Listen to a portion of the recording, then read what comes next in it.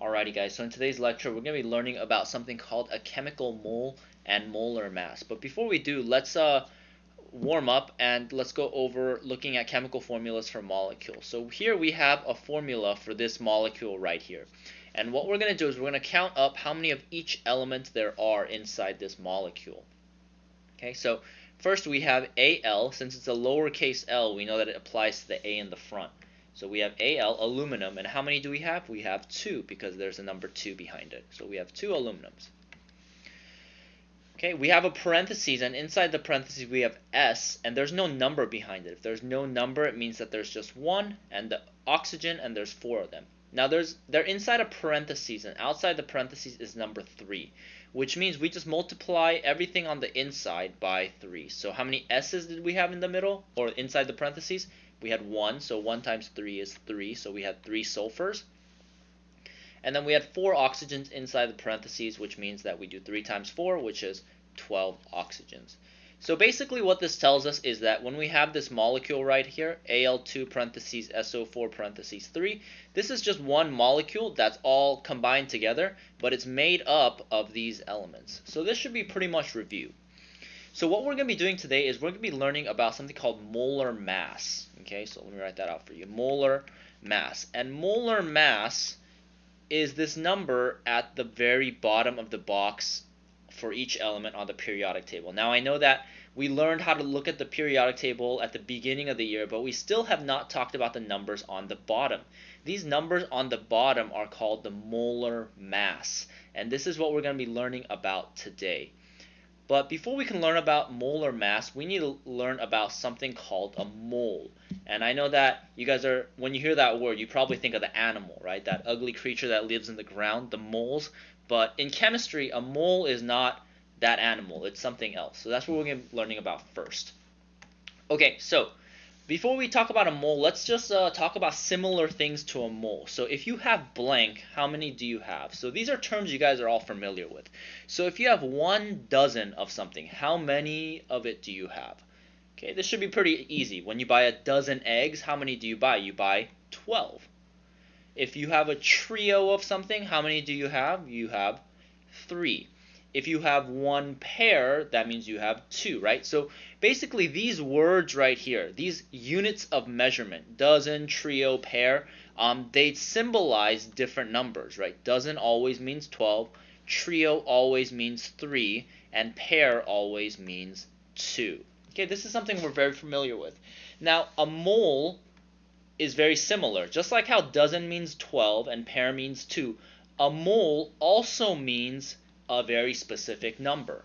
And the number that a mole represents is this number right here. So when you have a mole of something, you have 6.02 times 10 to the 23rd, or 602,000,000,000,000,000,000,000,000,000,000,000,000,000. Okay, so that's what it means. So like we said, a dozen always means 12. So if you have a dozen of something, you have 12 of something. Similarly, when you have a mole of something, you have this many of something. Okay?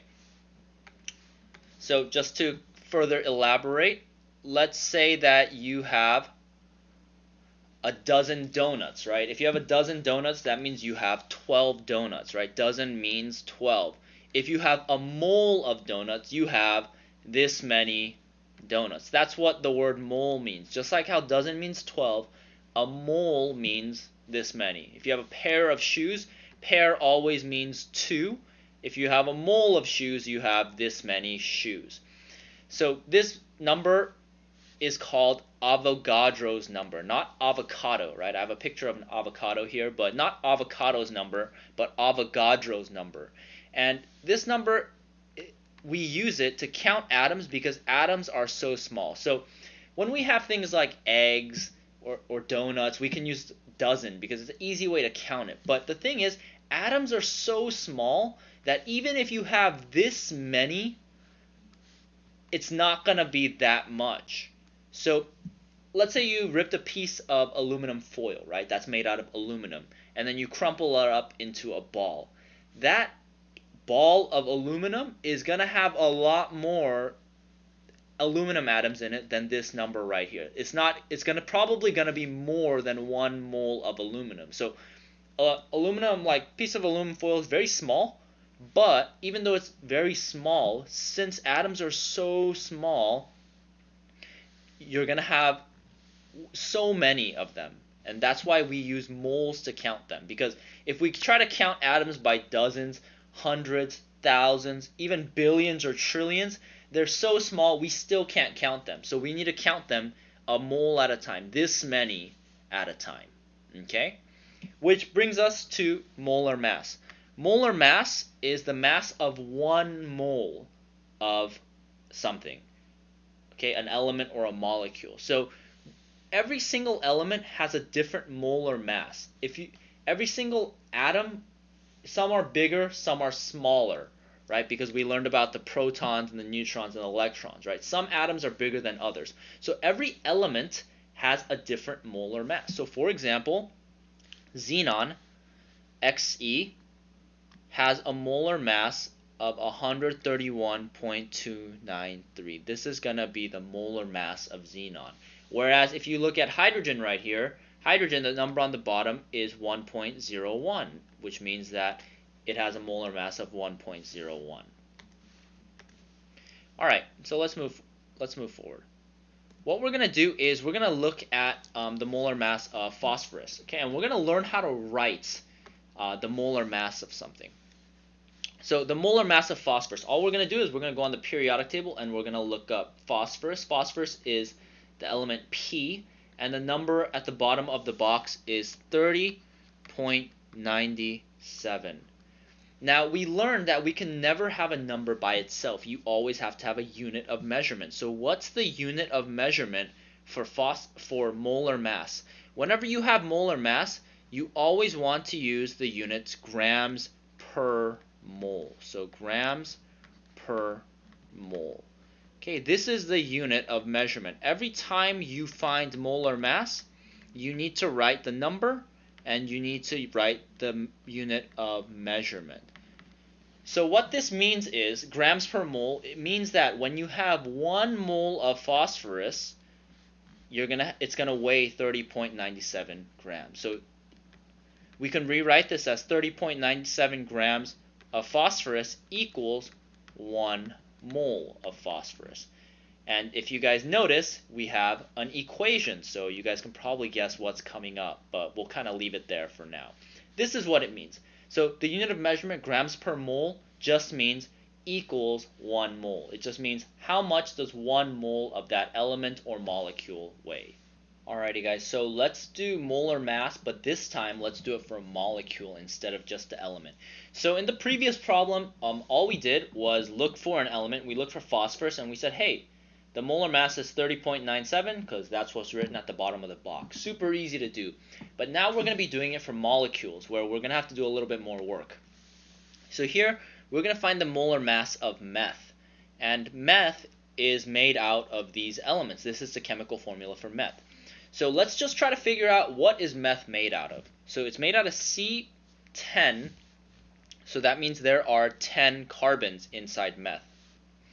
There's H15, that means there's 15 hydrogens, and then there's an N. There's no number behind it, so we know that it's made out of 1 nitrogen. So meth is made out of these elements. You got 10 carbons, 15 hydrogens, and 1 nitrogen. So it's very easy for us to figure out the molar mass of carbon, right? If we just go on the periodic table, we see that, hey, carbon is 12.01. Since it's 0.01, we're just going to round that down to make our calculations easier. So we know that carbon weighs 12 grams per mole. So we know that carbon equals 12 grams per mole. That means if I have 1 carbon, it weighs, or it has a molar mass of 12 grams per mole.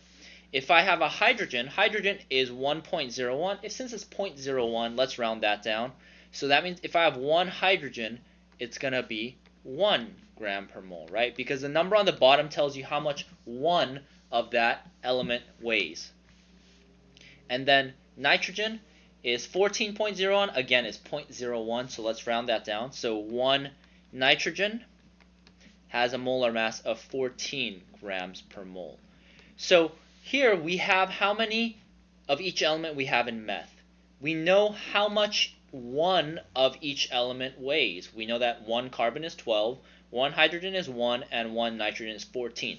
So if we wanted to find the molar mass of the entire molecule, all we need to do is just figure out how many of each element we have, find out how much each element weighs, and we just need to multiply them together. So we know that meth has 10 carbons. So one carbon is 12 grams per mole, so all we need to do is 12 grams per mole, and then we just need to multiply it by 10 because there's 10 carbons. So let's just say that this is for carbon. I'm going to put a little box there. So for the carbons, each carbon is 12.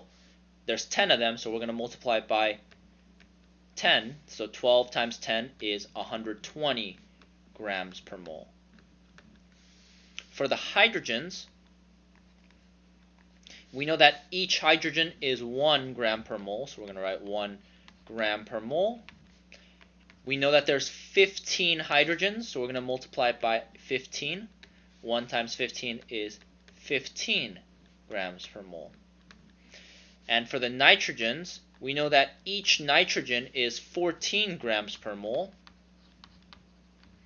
There is one nitrogen, so we know that we have 14 grams per mole coming from the nitrogen. So that means that all 10 of the carbons contribute 120 grams per mole. The hydrogens contribute 15 grams per mole. The nitrogen contributes 14 grams per mole. So if we wanted to figure out how much they weigh when you put them together, all we need to do is add them up. So all we're going to do is go on our calculator and we're going to punch it in. So we have 120 plus 15 plus 14. And so by calculating that out, we know that meth is 149 grams per mole. That means if I have a mole of meth molecules, if I have 6.02 times 10 to the 23rd, that means that 1 mole of meth is going to weigh 149 grams, okay, considering that it's pure, that it's just meth molecules in there. Okay, so that's basically how you find the molar mass of chemicals, of different molecules. If you have the formula, all you need to do is add them up with the molar mass and then just add everything up at the end, and that'll give you the molar mass of that compound. Okay, let's do another example. If you feel confident trying this out on your own, feel free to pause the video, but if not, I'll go over it step by step. So if you want to try it out, you can pause the video right now. Okay, so for CuSO4, very simple. All we need to do is figure out how many of each element we have. So we have Cu. How many Cus do we have? There's no number, so that means I have 1 Cu. For S, I don't have a number, so I just have 1 S. And then for O, for oxygen, I have 4, so it's going to be 4 oxygens. Okay, so I have 1 Cu, 1 S, and 4 oxygens. So what we're going to do here is just look up how much 1 mole of Cu weighs. So copper Cu is 63.55, so 63.55 grams per mole. And since there's only one of them, we can just multiply that by 1, and that'll give us the same number, 63.55 grams per mole. Sulfur, if we look up sulfur on the periodic table, it has a molar mass of 32.07, so that means it's 32.07 grams per mole. There's one of them, so we just multiply by 1, so we can just copy down 32.07 grams per mole. And then lastly, for oxygen, each oxygen has a mass of 16 grams per mole, so 16 grams per mole, but there's 4 of them, so we're going to have to multiply that by 4. So if we go on our calculator, we can just do 16 times 4, and that'll give us 64. So we have 64 grams per mole. Now we don't want to know just the elements separately, we want to know how much they weigh when you put them together. So we just need to add them all together. So what we're going to do is punch in 63.55 plus 32.07 plus 64, and that'll give you 159.62. That'll give us 159.62 grams per mole. Okay, so what that means is if I have 1 mole of CuSO4, it's going to weigh 159.62 grams per mole. Okay? Alright, so that's the molar mass of CuSO4.